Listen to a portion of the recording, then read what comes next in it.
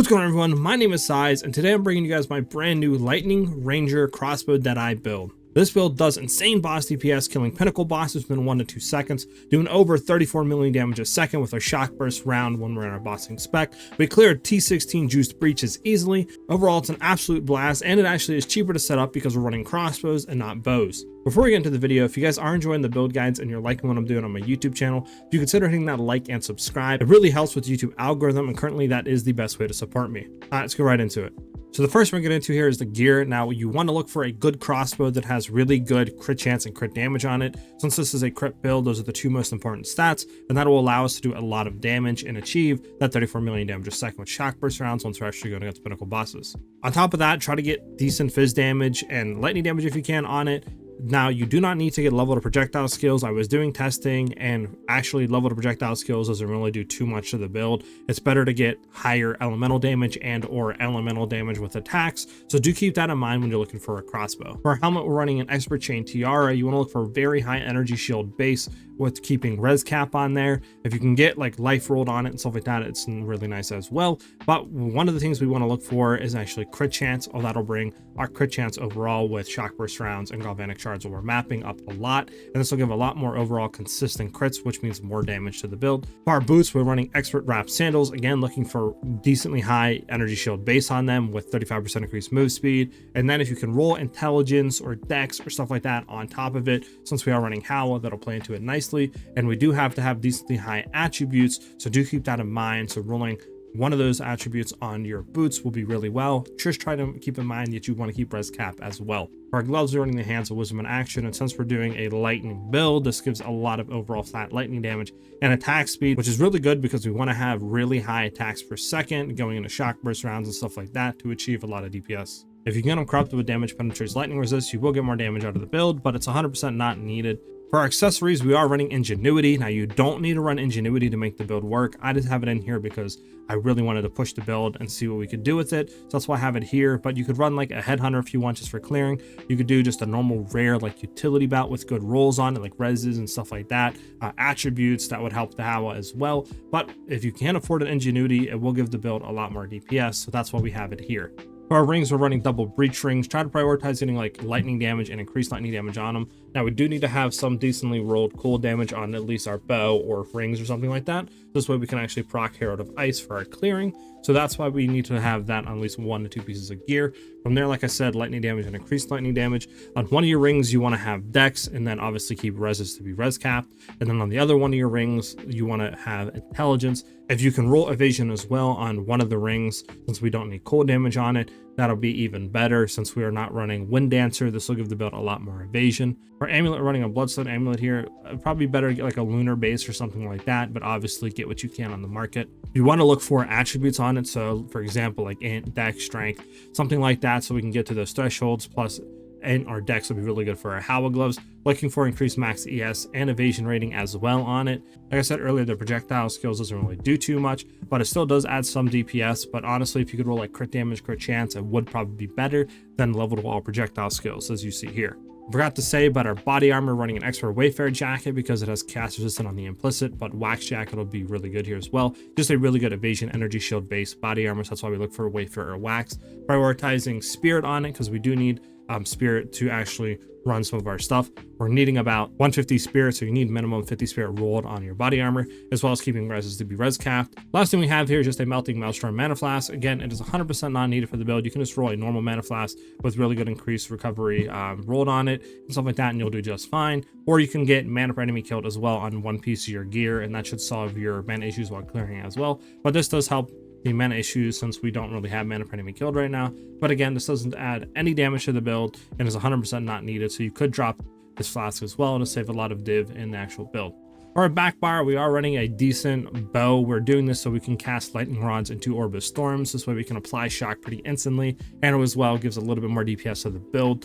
If you can get some decent rolls on here just to increase the lightning rod damage, this way it'll get a little bit more damage out of the build in bossing. That is good, but 100% is not needed. Same with your quiver, like crit chance, crit damage on there. If you can roll dex buff on your quiver and bow is really nice. But again, you don't need to have a juiced quiver or you don't need to have a juiced bow to really make this work. It just gives a little bit more damage out of the build. So that's why we look for those stats in the bow and on the quiver. Now we can get into the gems. I'm going to cover the bossing section and then I'll go into what we need to swap into galvanic shards for clearing, mapping, stuff like that. So we are running shock burst rounds. You want to get to the highest levels if you can with quality. We're going to be running fresh clip, which will give more damage per bolt when you reload. So for shooting 29 bolts when you reload, that's 29% more damage, which is really good. We're running rising tempest because this actually gives more damage than primal armament. Since we are going to be casting stuff like voltaic mark, our main skill, that's shock, we're going to be running Eye of Winter, and we do chill enemies with Eye of Winter. We're going to be getting 24% more elemental damage, and it's better than 25% more weapon elemental damage that primal armament gives. So that's why we run Rising Tempest instead there. Then we're going to be running Martial Tempo just to get more attack speed, so we can get more attacks per second, which will up the DPS by a lot. Running Concentrated Effect because actually Shock Burst counts as an area of effect, and the reason it does is because it has a pulse on it to when we actually hit an enemy, it'll pulse with them doing like AoE lightning damage and stuff. So it's really good there, and we can take full effect of running Concentrated Effect to get more damage out of Shock Burst rounds. That's why we do it there. And then last but not least, we run Close Combat because we're going to be pretty much smack dab on the bosses the whole time, which will give us a lot more attack damage. So that's why we do it there. Again, Galvanic Shards is our clearing skill, but I'll get into that and what we need to swap into it after we do the bossing spec. We're going to be running Connectivity. This is going to lower their lightning resistances and give us honestly a lot more overall damage. So we want to get that highest level with quality as well. Going with Heightened Curse to have increased effect of it, so it'll lower their resistances even further. Cursed Ground to make it basically into an AoE, so if they're standing into it, they'll instantly get hit. And then Persistence to have more effect duration on Connectivity. Then we're running Grim Feast just so we can overcharge and basically double what our energy shield has given us. You want to run this high level as possible so we get more energy shield back once we actually kill an enemy and pick the remnant up. Going into our Herald of Ice, again, highest level with quality as well, so this way it'll do more damage to allow us to chain clear better. With Enervates, this way when we kill a shocked enemy, it'll get a lightning damage. This way it can chain into Herald of Thunder since we have lightning on Herald of Ice. It'll actually shock enemies, leading into our Herald of Thunder proccing. And then we run stuff like Cold Infusion to get cold damage on Herald of Thunder. This way we can freeze them once the lightning bolts come down to proc Herald of Ice, so it chains into each other. But we're running Lightning Infusion on Herald of Ice to get more lightning damage.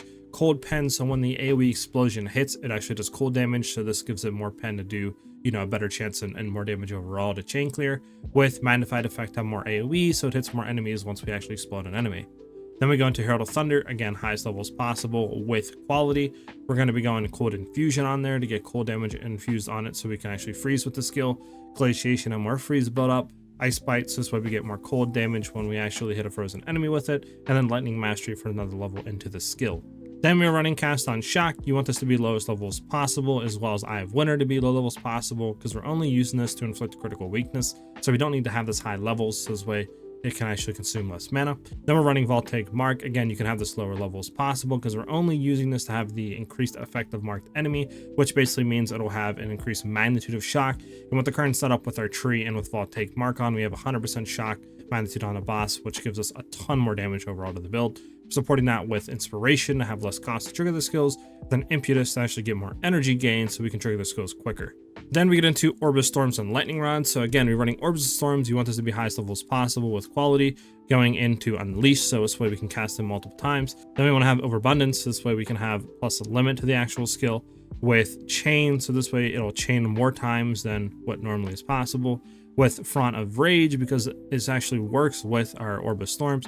So basically, once we cast this skill, it'll give us Rage, which increases the attack damage we're going to do with Shock Burst rounds, which allows us to Super Juice Burst bosses insanely quick. That's why we have the supports on Orbis Storms you see there. Then we get into Lightning Rod. Again, you want to have this highest level as possible because the damage on Lightning Rod, we actually want to have highest as possible. This will give more DPS overall to the build, but the main reason for that is because we want it to be able to instant shock bosses and stuff, as well as apply like Lightning Exposure. That's why we have Lightning Exposure supported in here. So the higher the damage of that, the better the chance. But again, you don't need to have a Super Juice Bow and Quiver on your back bar to achieve this. So we run Lightning Exposure to inflict it, so this way they have less lightning resist. Overcharge over magnitude of shocks inflicted with Lightning Rod. That's how we achieve the 100% shock effectiveness. Then we're going to throw Primal Armament in here because we have an extra space because we took concentrated effect off, so might as well. So give more weapon elemental damage, which means more weapon to the skill. And then we have strip away, so exposure has increased effects, so this way they'll have less lightning resist overall. Now real quick, you want to have lightning rod and orb of storms on weapon set 2 with your connectivity on weapon set 2, or if you can support it on weapon set 1, if you have the int, you can do that as well. And then everything else is set on weapon set 1. Now for clearing, it's pretty simple. We're going to throw fresh clip into galvanic shards. We're going to throw rising tempest into galvanic shards, and then we're going to take primal ardent off of lightning rods and actually throw it into galvanic shards. So again, this is the setup for clearing once you're going to maps, doing breaches, stuff like that. And we're going to use galvanic shards for all that, and then we're going to swap back into the gems previously for bossing. For our tree, we're going to go into point blanks, this way we get more damage the closer we are to the enemy. Pairs really nicely with send and deliver, close combat, and stuff like that. Then we're going to take gathering winds to gain tailwind on skill use, gives us more skill speed, movement speed, stuff like that, which means more attack speed onto our shock burst rounds to get more damage. With endless munitions, this way we can fire an additional projectile. And then wind ward to have less damage taken per tailwind, which is 30% less damage per taken for the first hit once we're at max tailwind stacks, which we always are. From there, we're going to go to Vile Wounds. This is going to give us 33% increased damage against enemies inflicted with elemental ailments, which is huge. Since we are running the Ultimate Maelstrom Mana Flask, we can take full effect of Cooked. If you're not running this, you could just drop this and put it in basically to anywhere else to get some more damage. From there, we're going to come down and take Stand and Deliver. Again, more damage if we're closer to the enemy, and more crit damage, which we always are. Going to Catalyst to gain that increased elemental damage with attacks. Going down and taking this jewel socket node, and I'll get into all the jewels and what we're running at the after we go through all those skill points. Coming down, and we're taking full exploit because at max this is like 48 or 50% or something like that increased damage with hits against enemies affected by elemental ailments, which is absolutely insane. It gives the build a lot of overall DPS. From there, we're going to come down, and we're actually going to take weapon set 2 points and go into a bunch of magnitude. This is how we achieve that 100% magnitude without losing main damage on our main weapon set. So we're going to do a lot of weapon set 2 points into shock magnitude and stuff like that on the tree. But we're going to go back into our main points and come down and take all of acceleration for that skill speed and move speed. Because skill speed basically affects everything, which means more attack speed and stuff like that. Then we're going to come in and we're going to take Heartbreaking, which is increased crit damage bonus and strength. Heart Stopping, increased crit chance and intelligence. And then Struck Through, which is 1% more crit chance to the base. So very good overall for the build. Since we are a crit build, it adds a lot of damage there. Taking Coming Calamity, because it's just a free 50% lightning damage and cool damage, since we're affected by both heralds. Coming up, taking a jewel socket, and then we're going to go up. We're going to take all of Throat Seeker, basically, besides one of the nodes. So we're going to go and take that for a lot more crit damage. Then we're going to keep going up, and we're going to come in and take Wild Storm for the 15% more maximum lightning damage. Going into Expose the Storm for more lightning pen, and that crit chance against enemies affected by lightning exposure is really nice. So going up, taking the jewel socket, and then we're going to go in with weapon set 1 points, basically, and grab Spectral Ward. There's a lot more evasion rating per energy shield on our body armor, plus the nodes leading up to its evasion rating in max ES, which is really nice, gives a lot of survivability overall to the build. Then we're going to come down and go into this full crit cluster. So again, we're going to take True Strike, crit chance and dex, really nice for the jugular, crit damage and intelligence, which is huge. And then over here, these little nodes are like 70% increased damage if we've dealt a crit recently, which we always are, so that's really huge there. Plus Deadly Force is 12% crit chance, is nice for consistent crits. Then we're going to come up and take these 2 crit damage nodes into the jewel socket. Then we're going to come back down and we're going to go into full Kite Runner, a lot of projectile damage, and that move speed is really nice. Then we're going to come take the jewel socket, and then we're going to do weapon set 1 points again, taking full Staggering Palm. Make sure you take the left side, because the left side will give you increased crit chance and fizz damage, which is way better than the right side.